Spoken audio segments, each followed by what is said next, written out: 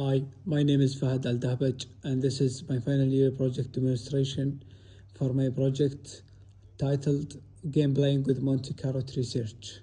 The goal of this project was to design, implement, and experimentally evaluate an AI agent that plays the game Connect4 using an algorithm called Monte Carlo Research or MCTS. So over the next 10-15 minutes, I will walk you through the key technical decision I made, how the AI works, how it is integrated into the game, and what the experiment revealed about its behavior. So what is MCTS and why did I choose it? Before showing the software, I want to briefly explain the algorithm because understanding the algorithm is essential to understanding every technical decision I made.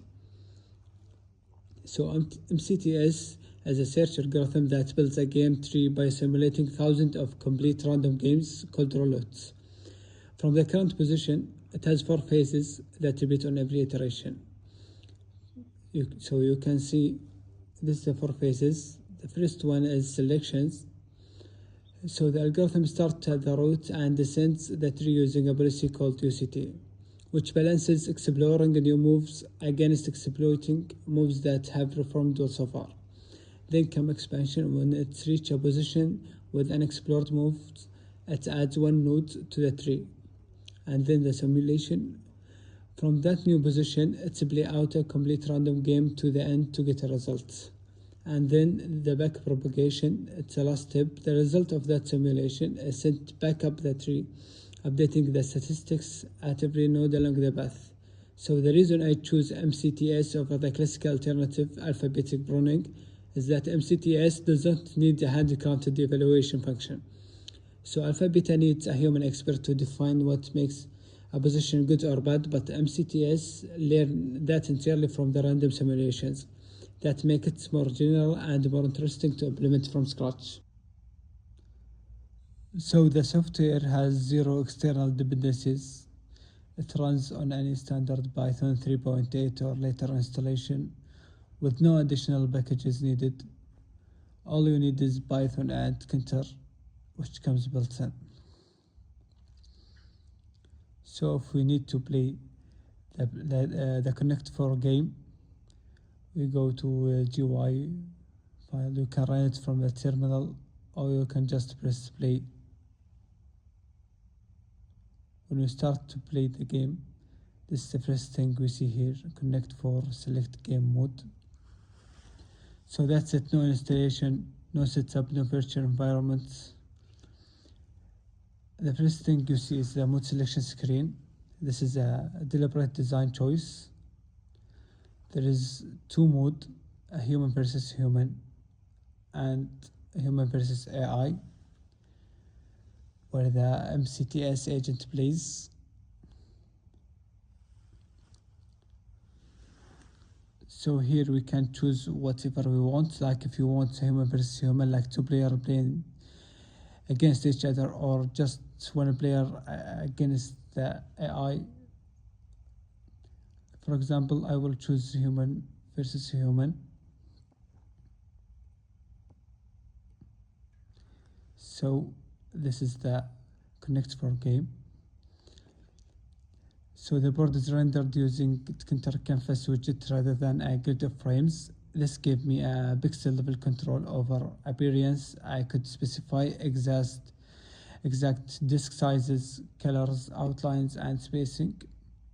The navy blue background and the red and yellow disk colors match the classic Connect4 color scheme. So the column buttons are positioned directly above the columns they control to create an obvious visual mapping between the button and the action it performs. And the status bar at the top always tells the user whose turn it is. And the buttons are automatically disabled after the game ends to prevent invalid moves. So, for example, we can play randomly like this.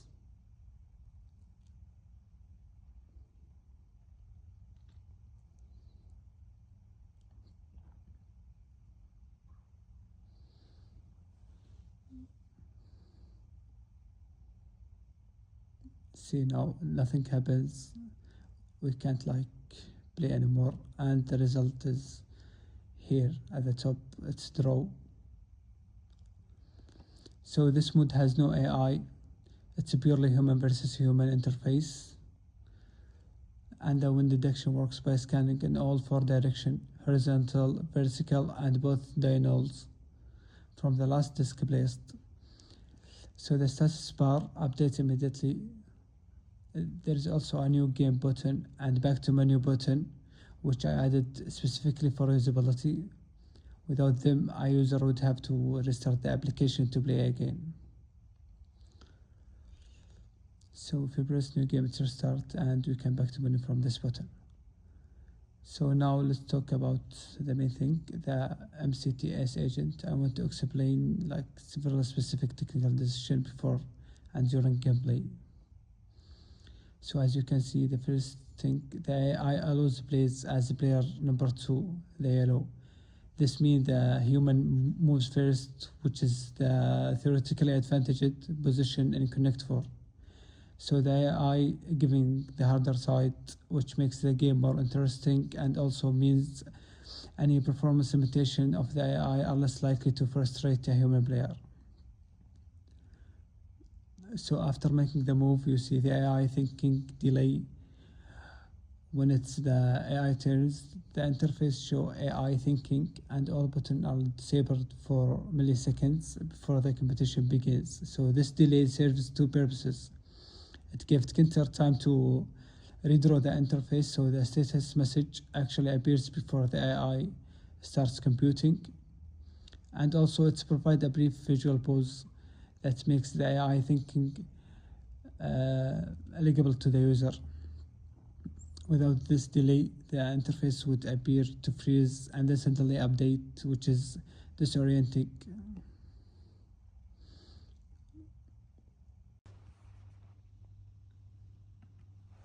To summarize the key technical decision in this project: 1.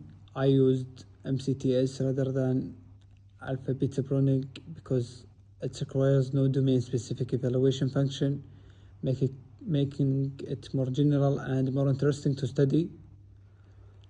2. I separated the game state into two distinct classes: a mutable class for the GU and an immutable class for the MCTS solver.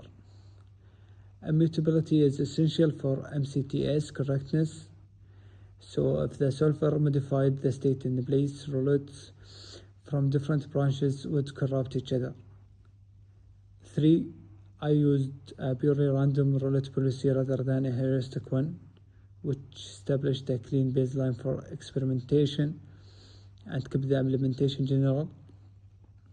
Also, for the GUI, I designed around usability principle, clear state communication, error prevention through button states, and graceful degradation when the AI encounters an unexpected error.